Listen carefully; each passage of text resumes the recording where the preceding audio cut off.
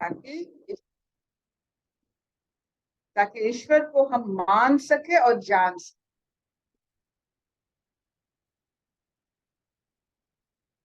जो दिखता नहीं है, जो इंद्रिय से हमें अनुभव नहीं होता है, वो सांस, उसकी वजह से हम जीवित हैं। और जीवित है ईश्वर को जानने के लिए। तो ऐसे मानकर अपने सांस को लीजिए, अपने रूह तक, अपने आत्मा तक भर दीजिए और बड़े मंगलमय कामना से उसे छोड़िए, ताकि और कोई आपका सांस ले सके जो आपने आशीर्वाद से, मंगलमय कामना से छोड़ा है। ये कौन कर सकता है?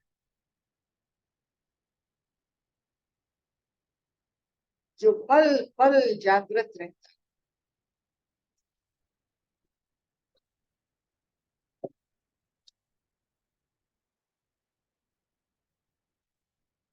जैसे हम बड़े जागृतता से पैसा खर्च करते हैं, वैसे हमारा सांस हम बड़े जागृत अवस्था में खर्च करें।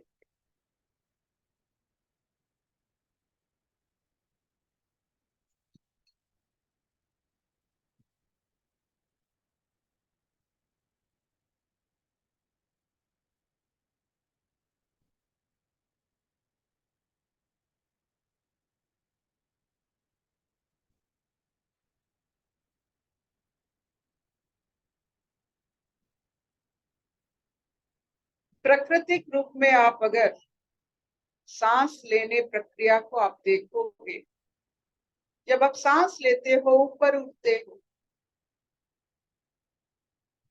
जब छोड़ते हो बड़े विनम्रता से आप नीचे आते हो। तो संसार, प्रकृति, सबका नियम बढ़ना घटना, चंद्रमा का भी नियम बढ़ना घटना, दोनों प्रक्रिया रहेगा। लेकिन दोनों प्रक्रिया से हमें यही शिक्षा मिलता है कि संसार बढ़ता घटता है। संसार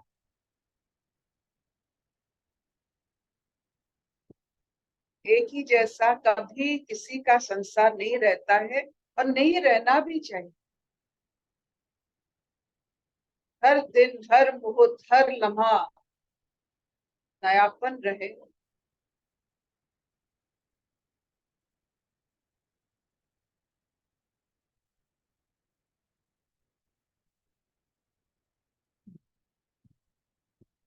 ओम कारण, ओम।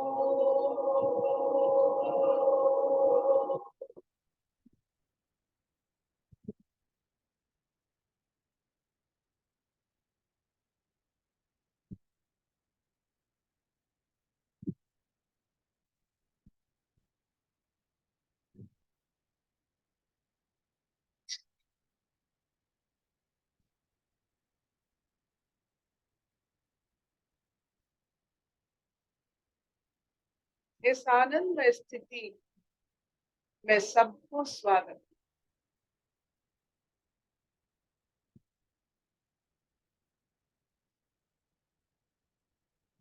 ये एक चमत्कारी प्रक्रिया है कि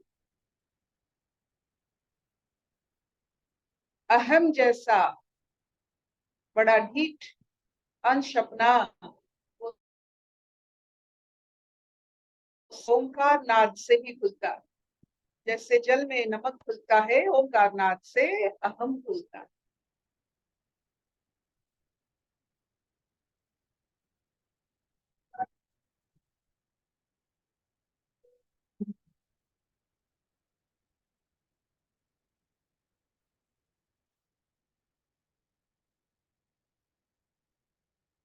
सुनते हैं आज नारद भक्ति सूत्र की, और कुछ सूत्र जो हमें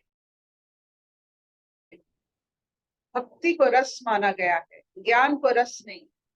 भक्ति को एक फल भरा रस भरा फल माना गया है।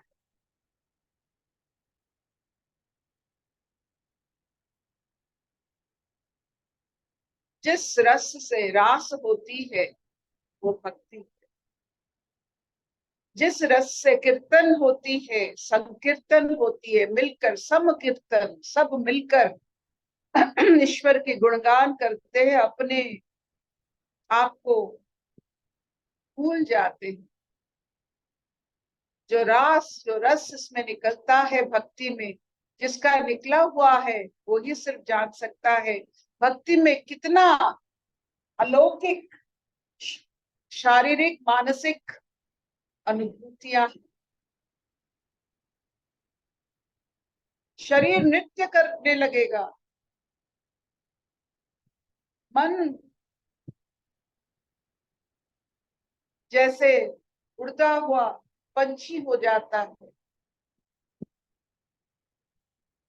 नृत्य करना इतना आसान नहीं है, लेकिन भक्ति में लोग नृत्य करते हैं।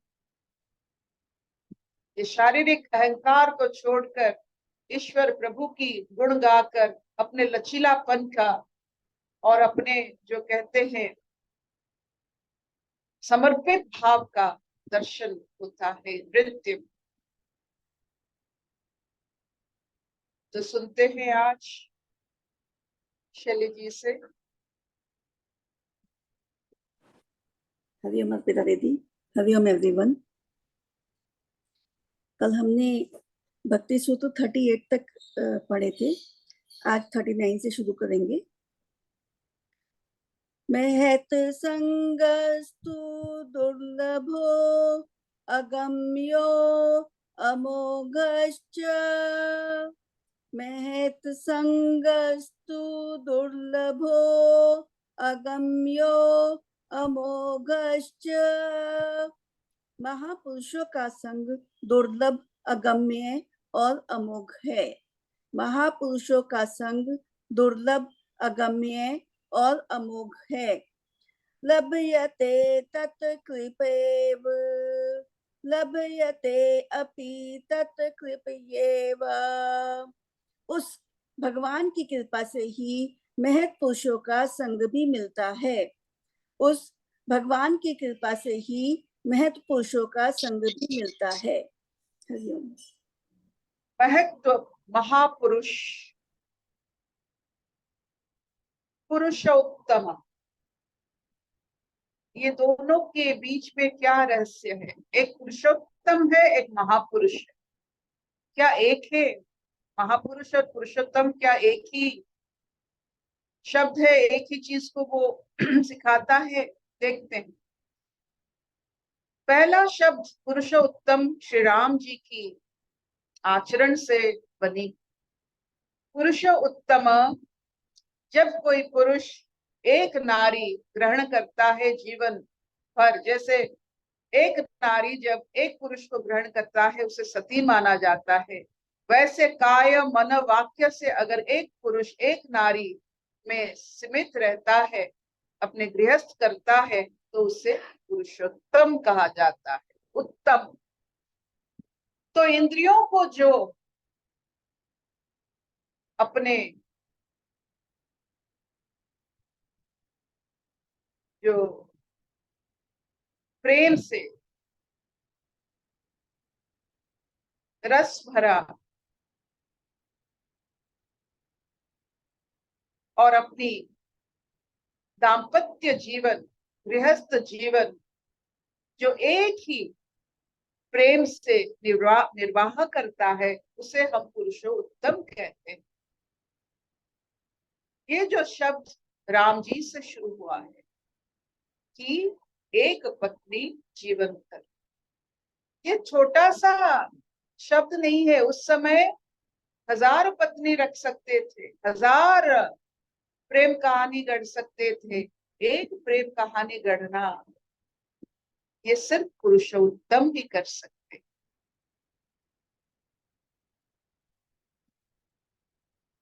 और जिस पुरुषोत्तम के लिए आप देखो, सीता मैया में कभी क्रोध, दुर्व्यवहार, अभिमान कुछ नहीं आया, क्योंकि वो जानते हैं कि काय मन वाक्य से उनके पति उनके हैं, और उनके सिवा उनके जीवन में, चाहे वो कहीं भी रहे, उनके सिवा उनके जीवन में कोई नहीं है। ये एक सबसे बड़ा साम्राज्य है हर एक पत्नी का।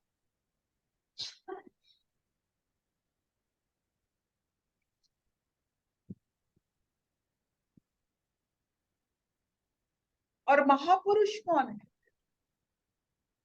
तो श्री राम जी को पुरुषोत्तम क्यों बना गया है? क्यों महापुरुष नहीं? महापुरुष जिन्होंने प्रकृति और पुरुष को जाना है, जो हो पुरुष रूपी सृष्टा को माना, जो सृष्टा को मानते हैं, सृष्टि को मानते हैं। सृष्टा सृष्टि पुरुष और प्रकृति का दो पलड़ा होता है। जो सृष्टा को मानते हैं वो महापुरुष है। जो प्रकृति को जानते हैं, उसकी उद्भावन को, उसकी होने का रहस्य जानते हैं, प्रकृति कहाँ से आया है, उसका दाता कौन है, उसको धारण कौन किया हुआ है, उस सृष्टा के बारे में जो जानते हैं, उन्हें हम महापुरुष मानते हैं। तो ये जो शब्द सुन के हमारे मन में जो आकार पैदा होता है महापुरुषों का, उनकी मनन से, उनके दर्शन से अमोघ अमोघ अस्त्र जिसे कहते हैं, जैसे इंद्र का वज्र अमोघ अस्त्र है, एक बार निकला तो जरूर अपना काम करेगा। तो एक बार महापुरुष के दर्शन होने से ये अमोघ हो जाता है, इसका फल आपको जरूर मिलेगा।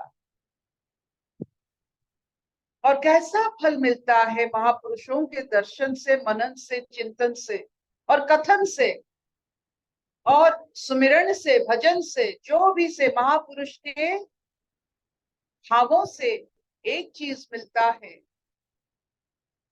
वो है अमोघ भाव।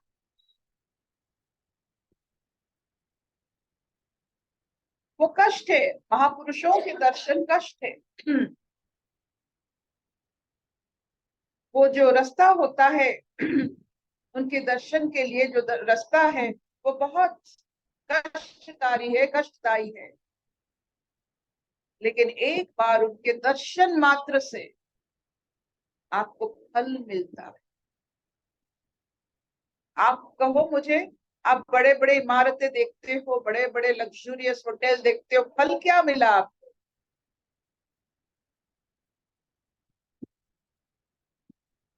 लेकिन किसी की तृप्त अवस्था देखकर आपको क्या फल मिलता है? संसार में रहकर इतना तृप्त कैसे ये महापुरुष रह सकते हैं? तो दर्शन मात्र से आपको फल मिलता है, और ये अमोघ है, जरूर फल मिलेगा।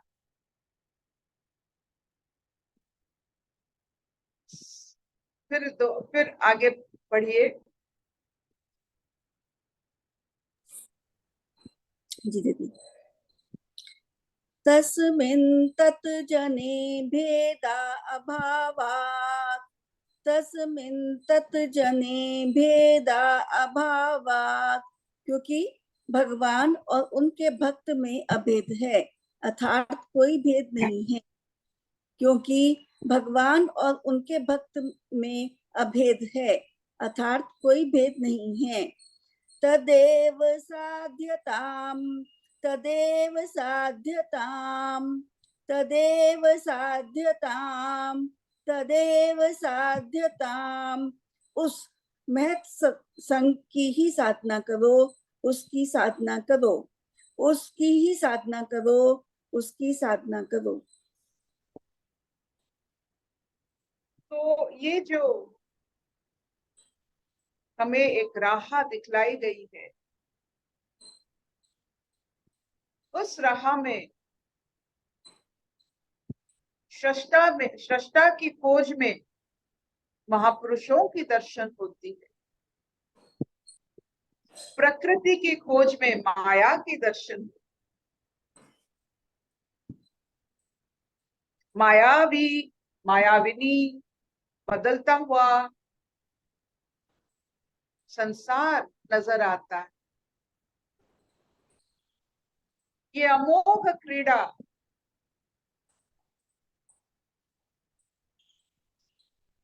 जैसे हर एक पेड़ का अपना एक फल होता है, अपना फल वो होता है निराला। आम के पेड़ का आम का फल होता है। महापुरुषों के आचरण का फल भी ऐसा होता है, उनका एक फल होता है। वो फल हम हमारे अंदर जागृत होता है। वो फल नहीं देते हैं, लेकिन उनका जो जो रस है, जिसकी वजह से उनमें जो फल है, वो रस को हमें दे देते हैं ताकि हम उस फल को उगा सके। यही महापुरुषों का लक्षण है। वो आपको ऐसे स्थिति में ले आते हैं कि आप उन जैसा बन सको। वो चाहते हैं कि उनके जैसा सब बने। वो जो जिस स्थिति में है, सब उस स्थिति में आ जाए। तो महापुरुषों के दर्शन में जो फल मिलता है, वो फल अपने अंदर ही उगता है। हम फल मानने जाते हैं, वो खुद हमारे अंदर आ जाते हैं। यही महापुरुषों का वर्णन है।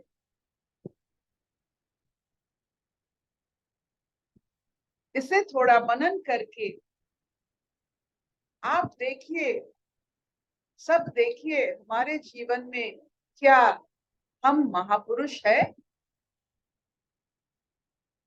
कोई हमें देखता है, क्या अमोघ वाणी उससे मिलती है?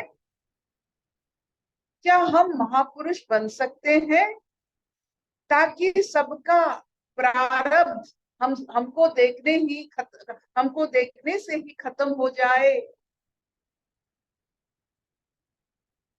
क्या हम बन सकते हैं? हमें एक अद्भुत नशा है कि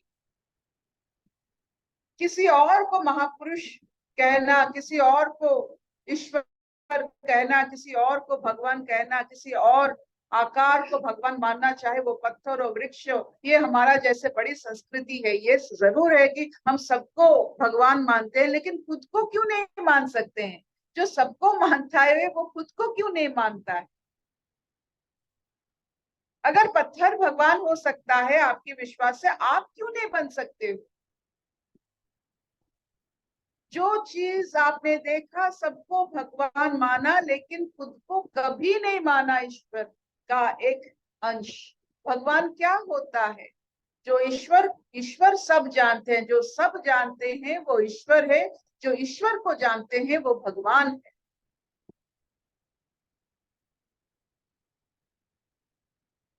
तो हे प्रेमियों, हे सत्संगियों, सृष्टा को जानना, पुरुष अंश को जाना, ये पुरुष प्रकृति की खेल में ये एक नशा भी है, आदर्श भी है, चमत्कार भी है, और ये एक खोज भी। इस खोज में जो लगे पड़े हैं, वो महापुरुषों को ही दर्शन करें। नहीं, सृष्टा के बारे में कौन सोचता है? जो इंद्रियों को दिखता है उसी से हम लोग काम चला लेते हैं जीवन भर, चाहे वो बढ़ता घटता हो। लेकिन वही बढ़ते घटते में अपना सुख दुख हम व्यवरा करके ये संसार में हम आते हैं और चले जाते हैं। तो क्यों ना आज थोड़ा बहुत महापुरुषों का जीवन मनन करके, आपने सबने कक्ष में पढ़ा है, इम्तिहान दिए हैं,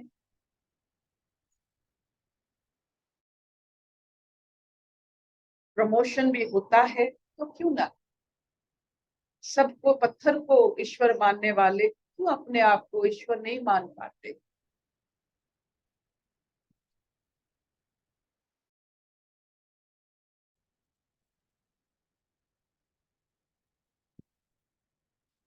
क्यों हमें देखने से सबको तृप्त नहीं लगता है।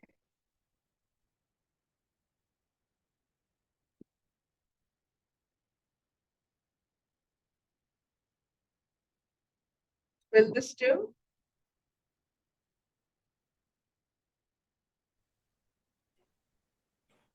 हाँ मामा। क्यों सृष्टा का आधार नहीं जान सकते। भारत में जन्म लेने से ही ये ज्ञान हमारे नस नस में है। पुरुष और प्रकृति को हम अलग कर सकते हैं, जैसे सत्य और मिथ्या को आप अलग कर सकते हो, दिन और रात को जान सकते हो, वैसे सृष्टा और प्रकृति को सब जानते हैं, लेकिन मानते नहीं है, आंख बंद कर देते हैं। क्योंकि सृष्टा को जानने में इंद्रिय खर्च नहीं होता है। इतना इतना हमें खर्च करने की आदत हो जाती है, हमें सिर्फ सुख मिलती है पैसा खर्च करने से, इंद्रिय खर्च करने से, नहीं तो जीवन बेकार लगता है। क्या खर्च किया, बिना खर्च के हमें अगर कुछ मिल जाता है, जैसे धूप हो, जल हो, पवन हो, हमें वो राह नहीं आती।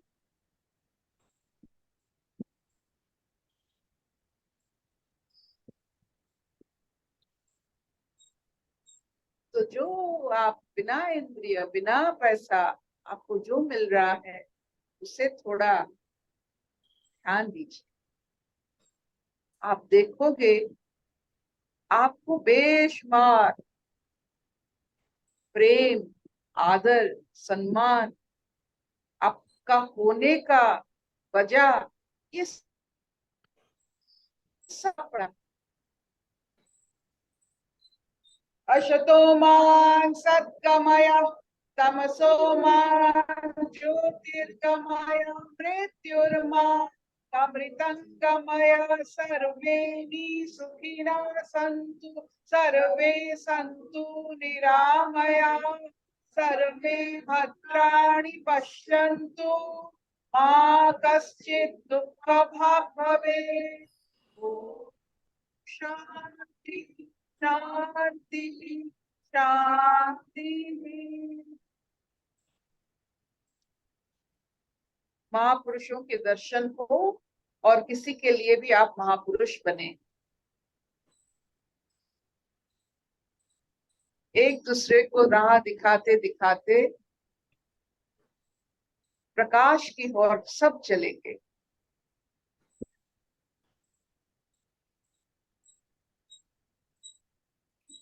नहीं हल्ला। हाँ हाँ बढ़िया हला। थैंक यू माँ।